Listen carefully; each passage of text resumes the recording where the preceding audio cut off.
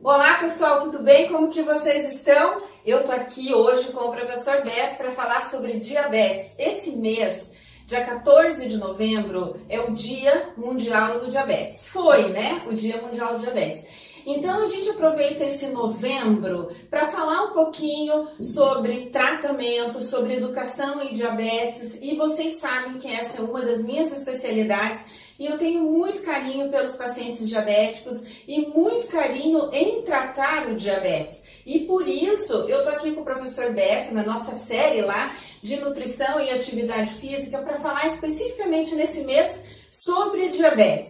E diabetes junto com a atividade física, junto com o endocrinologista, junto com a nutricionista, é um dos pilares do tratamento. Mas eu nem quero falar de tratamento hoje, tá? Porque todo mundo fala que para tratar precisa ir no médico, ir na nutricionista e comer bem e fazer atividade física. Para quê? Para baixar a glicemia. Mas o que eu quero falar hoje aqui é sobre hipertrofia. Diabético pode hipertrofiar, pode ganhar massa muscular, isso em qualquer idade, desde do jovem até uma pessoa mais de 50 anos, consegue ganhar massa muscular sendo diabético?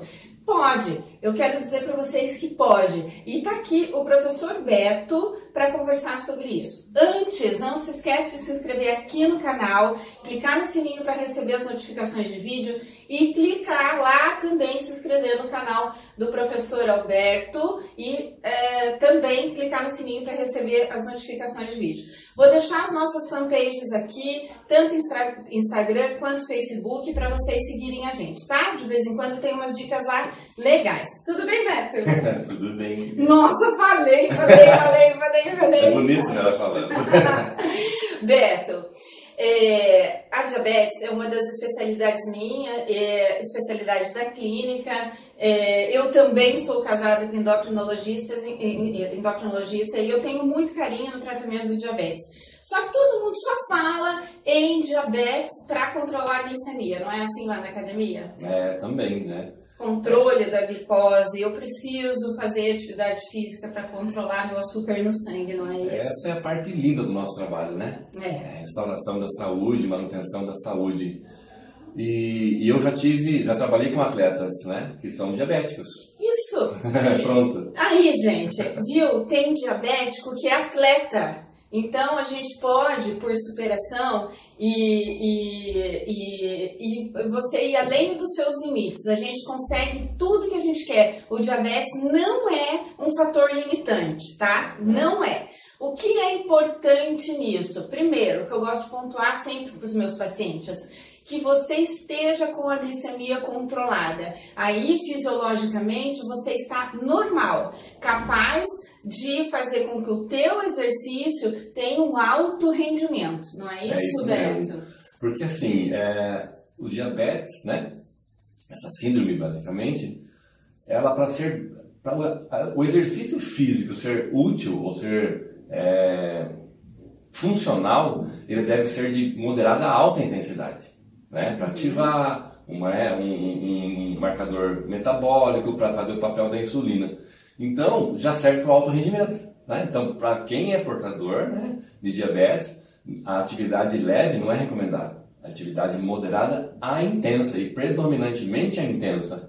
Então, o atleta treina que intensidade? Ele treina na intensa. Então, já une uma questão com a outra, uma necessidade com a outra. Então, o atleta precisa treinar intenso e para você ativar esse seu metabolismo de fazer o papel da insulina, você deve treinar intenso. Então, casa as duas questões, né? Mas como você relatou antes, né? Já que você vai treinar intensamente, né? Então, se for fazer uma caminhada, não é um benefício para quem é diabético. É treinamento realmente sério.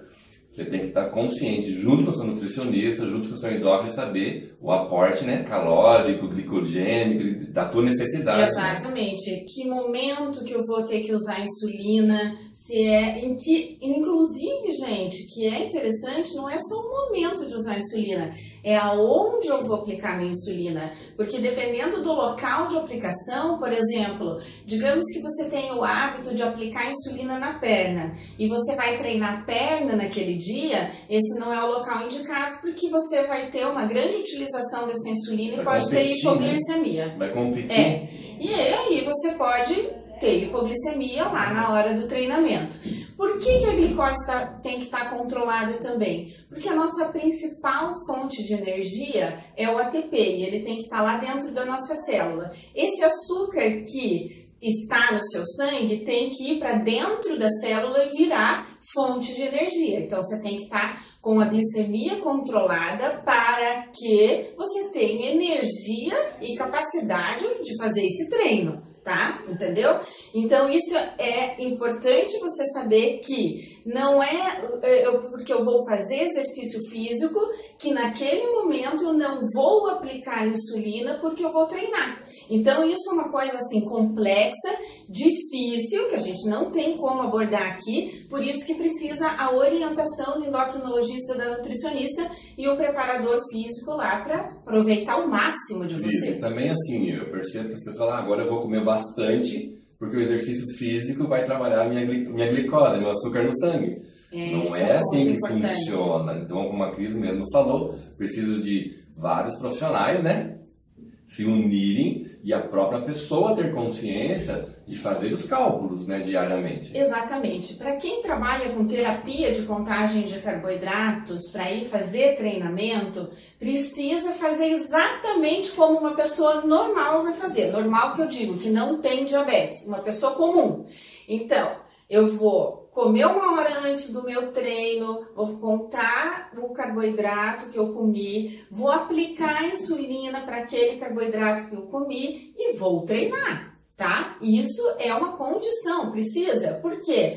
Porque eu preciso desse alimento como fonte de energia. Se eu não tenho insulina, eu não vou ter fonte de energia. E daí dá um problema lá no treino, entendeu? Só que isso é complexo, é importante também que você entenda do seu diabetes, que você aprenda sobre ele, porque o diabetes, no geral, é uma doença única, mas fisiologicamente ela tem um comportamento diferente em cada organismo, tá? Isso eu abordo bastante com os pacientes dentro do consultório. E você vai ter reações diferentes lá no teu treinamento também, né? Então, falando do exercício, então não adianta fazer uma caminhadinha ou ir na academia, não fazer esforço, que não vai fazer o papel que o exercício deve fazer para essa população, tá? Então, exercícios são de moderada a alta intensidade.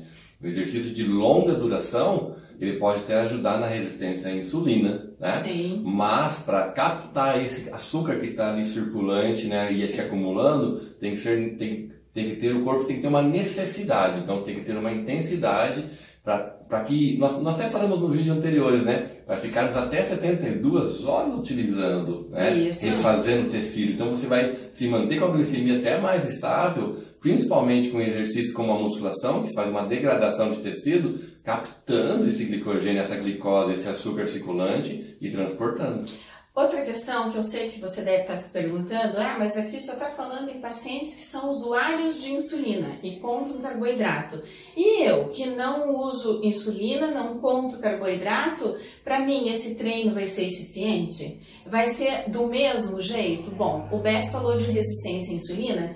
Quando o paciente tem resistência à insulina, ele provavelmente está acima do peso, né? Então ele tem uma resistência, a gordura faz uma resistência à insulina e ele precisa nesse momento perder treino. Isso não significa que lá na frente, depois da perda de peso, ele também não possa hipertrofiar. Ele vai acontecer o mesmo esquema que acontece com todo mundo que não tem diabetes. É simultâneo, né? A perda de gordura e a vinda da massa muscular, ela acontece o tempo todo, né?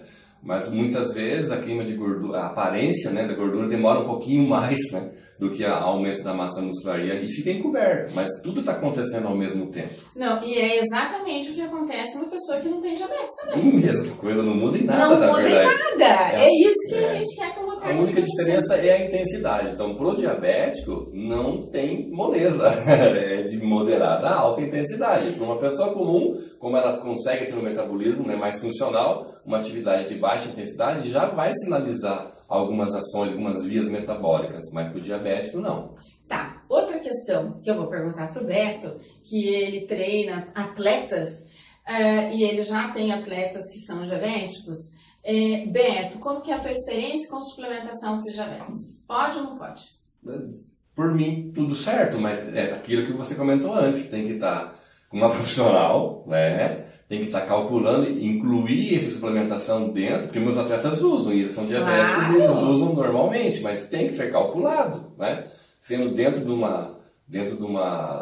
planejamento seguro, sem problema nenhum. Então, gente, tudo isso a gente está falando aqui para mostrar para vocês que o diabetes não é um fator limitante para nada, né? Não é. É simplesmente, como eu falei, quem não assistiu, assista o vídeo anterior, que eu estou dando dicas do que comer quando se tem diabetes. Você tem o controle na tua mão da tua doença, você tem esse controle. Se você está com a tua glicose controlada, você começa a ter um comportamento absolutamente normal, fisiológico normal. E aí você tem o rendimento do treino, o ganho de massa muscular, a hipertrofia, a queima de gordura absolutamente normal. É isso que a gente quer colocar aqui para você. E suplemento também dá para usar. Porém, vamos fazer umas ressalvas aqui. Suplementos com carboidratos para os usuários de insulina precisa entrar em contagem. Para os diabéticos que não usam insulina, que são